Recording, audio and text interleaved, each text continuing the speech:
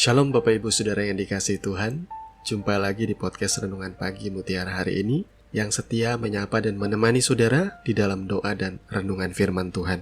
Dan di kesempatan pagi hari ini, renungan firman Tuhan kembali akan mengangkat judul Bahaya Perceraian, bagian yang ketiga. Nas firman Tuhan kali ini terambil dari Efesus pasal yang kelima, ayat yang ke-31 sampai dengan ayat 32. Demikian firman Tuhan, sebab itu laki-laki akan meninggalkan ayahnya dan ibunya dan bersatu dengan istrinya, sehingga keduanya itu menjadi satu daging. Rahasia ini besar, tetapi yang aku maksudkan ialah hubungan Kristus dan jemaat. Bapak Ibu Saudara yang dikasihi Tuhan kita Yesus Kristus, di dua renungan mutiara hari ini yang sebelumnya, kita sudah membahas mengenai bahaya perceraian dari sudut pandang Matius pasal 5 dan juga Matius pasal 19 yang diajarkan oleh Tuhan Yesus Kristus. Dan pada bagian yang ketiga ini, kita akan melihat konsep perceraian dari sudut pandang Rasul Paulus. Dan saya bersyukur ayat pembacaan kita di dalam Efesus tadi menunjukkan bahwa Rasul Paulus juga mengambil teladan dari bagaimana Yesus Kristus menjelaskan. Ia mempergunakan nas firman Tuhan juga dari kitab Kejadian, sebab laki-laki akan meninggalkan ayahnya dan ibunya dan bersatu dengan istrinya, sehingga keduanya itu menjadi satu daging. Ini sudah jelas sekali ya, bahwa apa yang dipersatukan oleh Allah tidak boleh diceraikan oleh manusia. Dan Rasul Paulus menambahi di sini, bahwa rahasia ini besar, tetapi yang aku maksudkan ialah hubungan Kristus dan jemaat. Jadi Bapak Ibu Saudara yang dikasihi Tuhan, sadarilah bahwa sesungguhnya kehidupan pernikahan saudara sebenarnya merupakan representasi, gambaran dari hubungan Kristus dan jemaat. Kristus, Tuhan Allah kita, begitu mengasihi jemaatnya, sehingga jemaatnya pun disebut dengan mempelai perempuan. Saking cintanya mempelai laki-laki terhadap mempelai perempuannya, ia bahkan rela menyerahkan nyawanya. Saudara tentu tahu tidak ada yang paling berharga di dunia ini selain nyawa seseorang. Kalau Yesus begitu mengasihi jemaatnya, nyawanya saja tidak ia sayangkan demi kita. Itu artinya dia mengasihi kita dan telah memberikan segala-galanya dalam hidup kita. Kita tidak perlu lagi meragukan kasih Tuhan.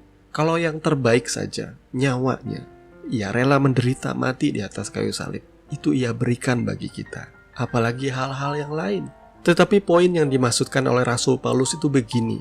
Hubungan suami istri seharusnya tidak boleh berpisah dan tidak boleh bercerai. Karena dengan saudara bercerai, saudara sedang merusak indahnya hubungan Kristus dan jemaat yang seharusnya tidak akan pernah berpisah selama-lamanya. Itu sebabnya kenapa Tuhan membenci yang namanya perceraian. Karena Tuhan sendiri tidak ingin berpisah dari saudara. Tuhan sendiri tidak ingin membuang saudara. Tuhan begitu mengasihi jemaatnya, sehingga Tuhan juga tidak ingin saudara merusak gambaran daripada kasih-Nya itu. Ketika suami istri berpisah dan bercerai, tahukah saudara bahwa kedua-duanya akan membawa luka di dalam batin mereka, akan membawa trauma juga. Lebih-lebih kalau pasangan suami istri ini memiliki anak, anaknya akan menjadi korban. Pernahkah saudara memikirkan sejauh itu? Yesus berkata kepada orang-orang Farisi bahwa karena kekerasan hatimulah maka Musa memberikan engkau surat cerai. Dari mulanya tidak seperti itu, kata Tuhan. Demikian juga pasangan-pasangan hari ini yang bercerai biasanya oleh karena kekerasan hati mereka. Mereka tidak ingin rujuk, mereka tidak ingin berbaikan. Mereka terlalu keras di dalam membenci satu sama lain. Tidak ada yang bisa menghindari yang namanya pertengkaran, perbedaan cekcok di dalam rumah tangga. Bahkan bagi seorang hamba Tuhan, pelayan Tuhan, pastor, mereka pun pernah mengalami yang namanya pertengkaran. Bahkan pertengkaran yang hebat sekalipun tidak terhindarkan. Tetapi bedanya di sini, ketika hati kita sudah mulai dingin, biasanya Roh Kudus akan menegur saudara, mengingatkan saudara. Sehingga sebelum matahari terbenam, atau dengan kata lain sebelum lewat hari, biasanya pasangan suami istri dengan sendirinya mereka akan berbaikan. Itulah indahnya ketika kita menempatkan Tuhan di dalam pernikahan kita. Sekali lagi, renungan ini tidak bermaksud untuk menjawab pertanyaan saudara bagaimana dengan gereja-gereja yang pada akhirnya memberkati orang-orang yang sudah bercerai.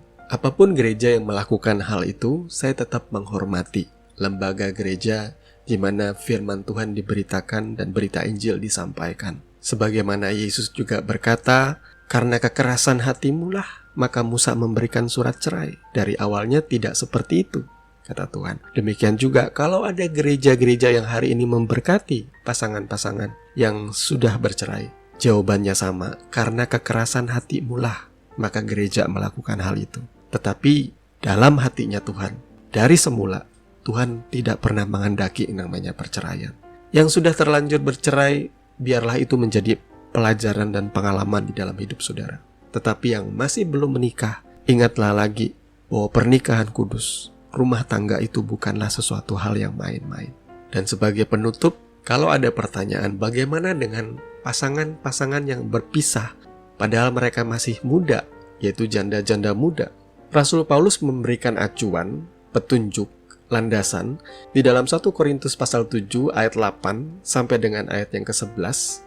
Tetapi kepada orang-orang yang tidak kawin dan kepada janda-janda, aku anjurkan supaya baiklah mereka tinggal dalam keadaan seperti aku, artinya menyendiri.